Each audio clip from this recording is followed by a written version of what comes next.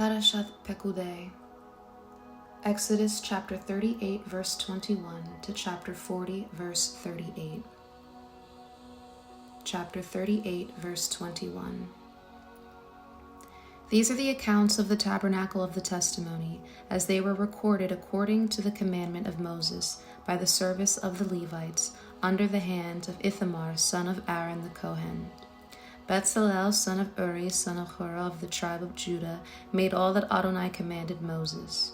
Along with him was Aholiab son of Ahisamach of the tribe of Dan, a craftsman, a skillful workman, and a weaver of colors in blue, purple, scarlet, and fine linen.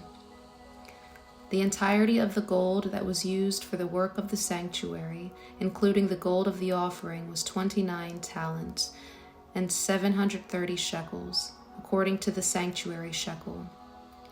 The silver from those numbered from the congregation was 100 talents and 1,775 shekels, according to the sanctuary shekel, that is, a beka, or half a shekel per head, according to the shekel of the sanctuary, for everyone who was recorded from 20 years old and upward, for 603,550 men. The 100 talents of silver were for casting the bases of the sanctuary, and the bases for the inner curtain, 100 bases for 100 talents, a talent for each base. The 1,775 shekels he made into hooks for the pillars, overlaid their capitals, and made bands for them.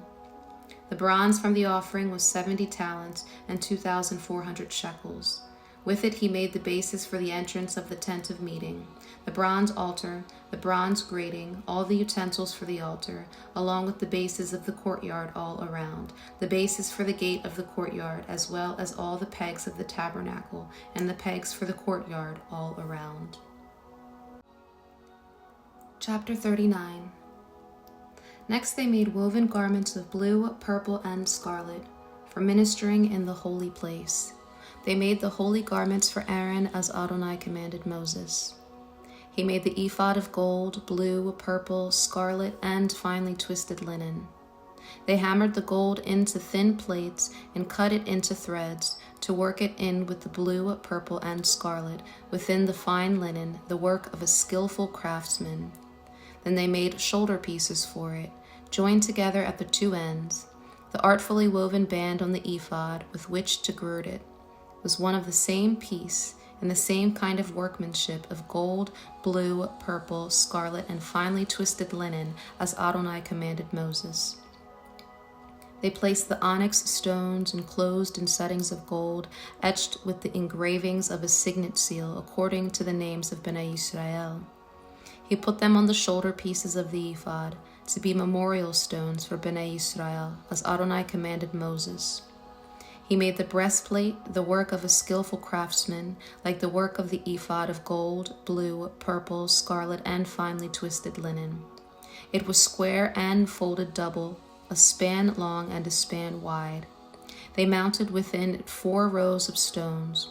A row of ruby, topaz, and emerald were the first stone. In the second row were a turquoise, a sapphire, and a diamond. In the third row were a jacinth, an agate, and an amethyst, and in the fourth row were a beryl, an onyx, and a jasper. They were enclosed in fittings of gold within their settings. The stones corresponded to the names of Bnei Yisrael, like the engravings of a signet seal, each one according to its name for the 12 tribes. They attached braided chains to the breastplate of wreathed work from pure gold. They made 2 settings of gold and 2 golden rings, and set the 2 rings on the 2 ends of the breastplate. They attached the 2 golden chains to the 2 rings at the ends of the breastplate. The other 2 ends of the chains they placed on the 2 settings and fastened them on the shoulder pieces of the ephod in the front. They also made 2 golden rings and set them on the 2 ends of the breastplate, on the edge that was toward the side of the ephod facing inward. They made 2 more rings of gold and put them on the 2 shoulder pieces of the ephod underneath, in the front, enclosed by their coupling, above the artfully woven band of the ephod. And they bound the breastplate by the rings to the rings of the ephod with a blue thread, so that it would rest on the artfully woven band and not be loosened from the ephod, as Adonai commanded Moses. He also made the robe of the ephod from woven work, all of blue, with a hole in the center of the robe and a binding woven around the hole as a collar, so that it would not be torn. They also made on the hem of the robe pomegranates of blue, purple, scarlet, and twisted linen. Then they made bells of pure gold and put the bells between the pomegranates on the hem of the robe all around between the pomegranates, a bell and a pomegranate, then another bell and a pomegranate, all around on the hem of the robe to minister in, as Adonai commanded Moses. Then they made the sashes of fine linen, woven work for Aaron and for his sons, the turban of fine linen, the headwear, the linen undergarments of finely twisted linen, along with the tunic of checkered work in blue, purple, and scarlet, the work of a color weaver, as Adonai commanded Moses. Finally, they made the plate of the holy coronet from pure gold, and wrote an inscription on it, like the engraving of a signet seal, holy to Adonai. They tied to it a blue thread to fasten onto the turban above, as Adonai commanded Moses. So all the work of the tabernacle, the tent of meeting, was finished. Bnei Yisrael did everything according to what Adonai had commanded Moses. They did it just so.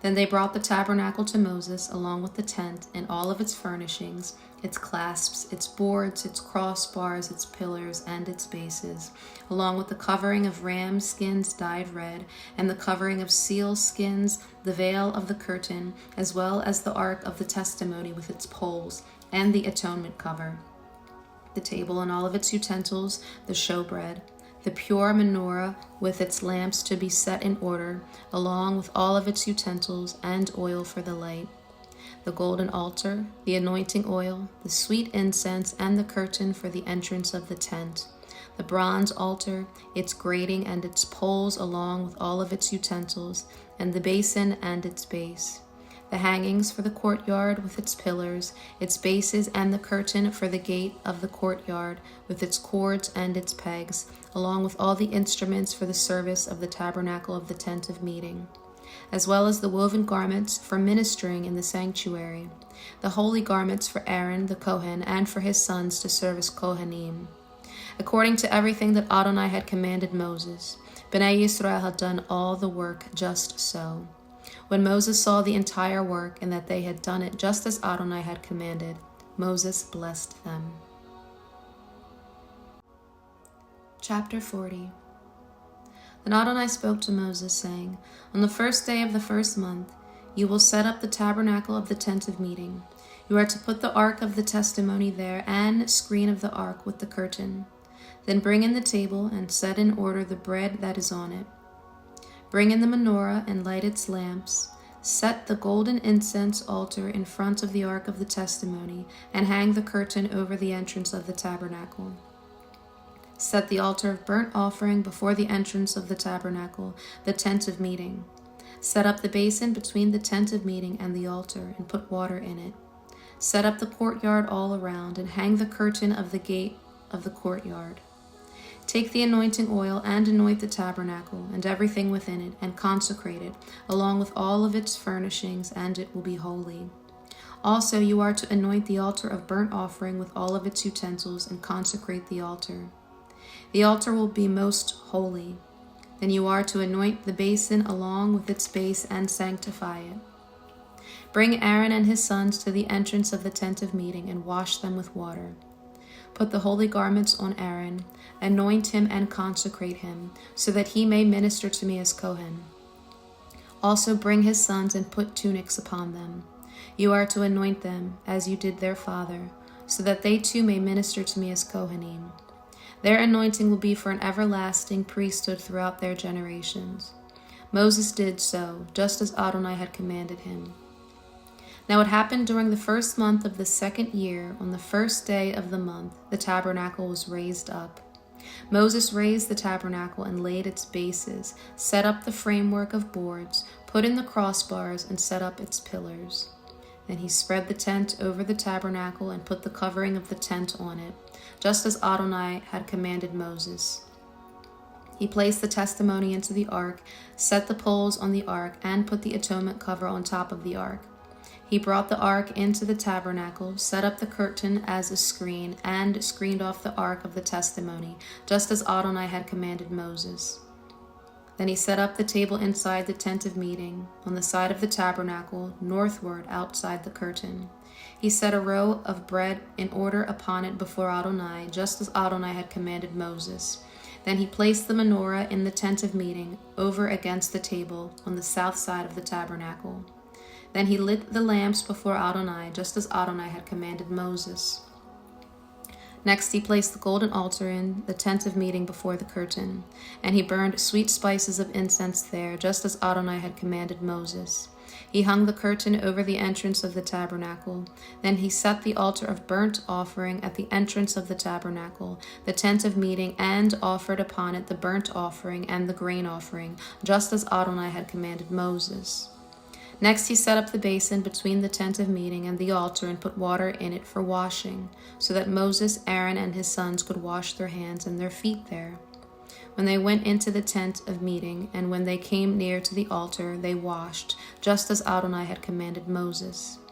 He set up the courtyard around the tabernacle and the altar, and set up the screen at the gate of the courtyard. So Moses finished the work. Then the cloud covered the tent of meeting, and the glory of Adonai filled the tabernacle. Moses was unable to enter into the tent of meeting, because the cloud resided there, and the glory of Adonai filled the tabernacle. Now whenever the cloud was taken up from over the tabernacle, Bnei Israel went onward throughout all their journeys. But if the cloud was not taken up, then they did not move out until the day that it was. For the cloud of Adonai was on the tabernacle by day, and a fire was there by night, in the sight of all the house of Israel throughout all their journeys. 1 Kings chapter 7 verse 51 to chapter 8 verse 21. When all the work that King Solomon did in Adonai's house was finished, Solomon brought in the things that his father David had dedicated, the silver, the gold, and the vessels, and put them in the treasuries of the house of Adonai. Then Solomon assembled the elders of Israel, all the heads of the tribes and the ancestral chieftains of the children of Israel, to King Solomon in Jerusalem, to bring the ark of the covenant of Adonai up from the city of David, which is Zion. All the men of Israel assembled themselves to King Solomon at the feast in the month of Ethanim, which is the 7th month. Then all the elders of Israel came, and the Kohanim brought up the ark. They brought up the ark of Adonai, the tent of meeting, and all the holy vessels that were in the tent. The Kohanim and the Levites brought them up. Now King Solomon and all the congregation of Israel who were assembled to him were with him before the ark, sacrificing so many sheep and oxen that they could not be numbered or counted. The Kohanim brought the ark of the covenant of Adonai to its place, into the inner sanctuary of the house, to the Holy of Holies, under the wings of the cherubim. For the cherubim spread out their wings over the place of the ark, and the cherubim covered the ark and its poles from above. But the poles were so long that the ends of the poles were seen from the holy place before the inner sanctuary, but they could not be seen outside. There they are to this day. Nothing was in the ark except the 2 tables of stone that Moses put there at Horeb, when Adonai cut a covenant with the children of Israel when they came out of the land of Egypt. Now when the Kohanim came out of the holy place, the cloud filled the house of Adonai, so that the Kohanim could not stand to minister because of the cloud, for the glory of Adonai filled the house of Adonai. Then Solomon spoke. Adonai said that he would dwell in the thick cloud. I have surely built you a magnificent house, a place for your dwelling forever. Then the king turned his face about and blessed the whole congregation of Israel, while the whole congregation of Israel was standing. He said, Blessed be Adonai, the God of Israel, who spoke with his mouth to my father David, and has fulfilled it by his hand, saying, Since the day I brought my people Israel out from Egypt, I have not chosen a city out of all the tribes of Israel to build a house where my name would be there. But I have chosen David to be over my people Israel. Now it was in the heart of my father David to build a house for the name of Adonai, the God of Israel. But Adonai said to my father David, Because it was in your heart to build a house for my name, you did well that it was in your heart. Nevertheless, you will not build the house, but your son, who will come out of your loins, he shall build the house for my name. Now Adonai has fulfilled his word that he spoke, for I have risen in the place of my father David, and sit on the throne of Israel, as Adonai promised. Also I have built the house for the name of Adonai, the God of Israel, and have set there a place for the ark, in which is the covenant of Adonai, which he made with our fathers, when he brought them out of the land of Egypt. Hebrews chapter 8. Now here is the main point being said. We do have such a Kohen Gadol, who has taken his seat at the right hand of the throne of the majesty in the heavens. He is a priestly attendant of the holies in the true tent, which Adonai set up, not man. For every Kohen Gadol is appointed to offer both gifts and sacrifices, so it is necessary for this one also to have something to offer. Now if he were on earth, he would not be a Kohen at all, since there are those who offer the gifts according to the Torah. They offer service in a replica and foreshadower of the heavenlies, one that is just as Moses was instructed by God when he was about to complete the tabernacle. For he says, "See that you make everything according to the design that was shown to you on the mountain." But now Yeshua has obtained a more excellent ministry, insofar as he is the mediator of a better covenant which has been enacted on better promises. For if that first one had been faultless, there would not have been discourse seeking a second. For finding fault with them, he says, "Behold, days are coming, says Adonai, when I will inaugurate a new covenant with the house of Israel and with the house of Judah. It will not be like the covenant I made with their fathers on the day when I took them by the hand to lead them out of the land of Egypt. For they did not remain in my covenant, and I did not care for them, says Adonai. For this is the covenant that I will make with the house of Israel after those days, says Adonai. I will put my Torah in their mind, and upon their hearts I will write it. And I will be their God, and they shall be my people.